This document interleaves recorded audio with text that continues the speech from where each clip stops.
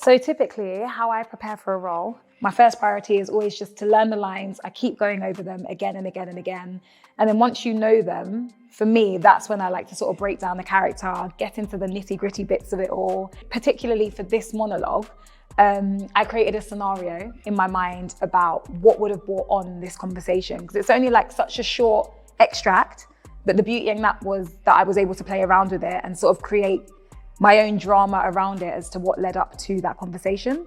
I actually thought we'd be in this together, that you'd see me drowning and reach out and help, but you're not there. So what was the biggest challenge in bringing this character to life? I would say, because there's a moment where she gets really heated, but it's kind of knowing when to bring it back, because as much as the character's angry, there's still so much emotion there. And clearly she loves this person, and it's kind of like she's fed up. So even though there's moments where she's hurt and she's disappointed, she's having this conversation because she cares. And it's like, although she wants to give up, she hasn't yet given up. She's still holding on. So sometimes that's a little bit challenging, because you just don't want to go in all guns blazing, even though it can be quite intense.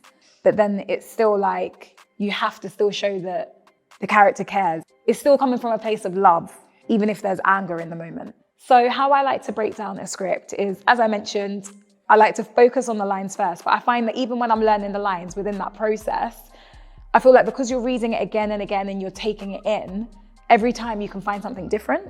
And I also like to make notes about the character. Sometimes I like to make notes on how I want to say a word, or if I want to emphasize on something in particular, and kind of pick out the actions and just find the emotional state of the character.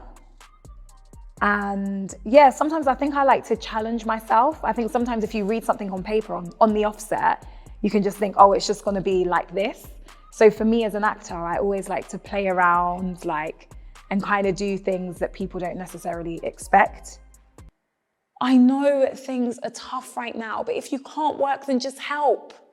That's all I want from you.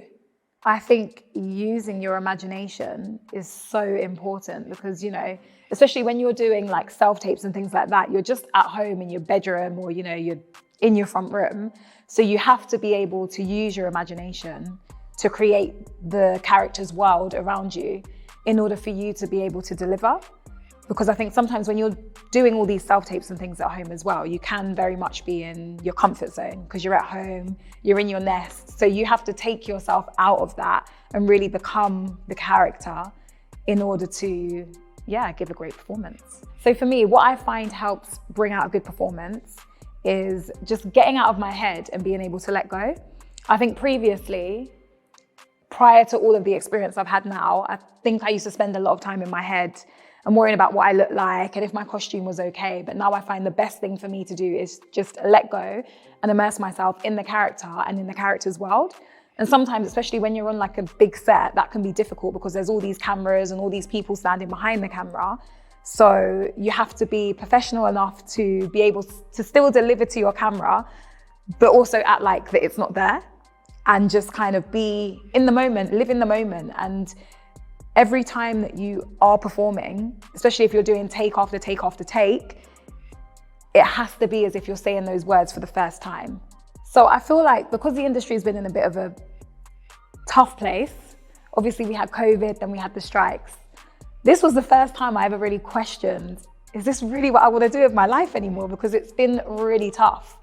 But I'm still here, I'm still fighting.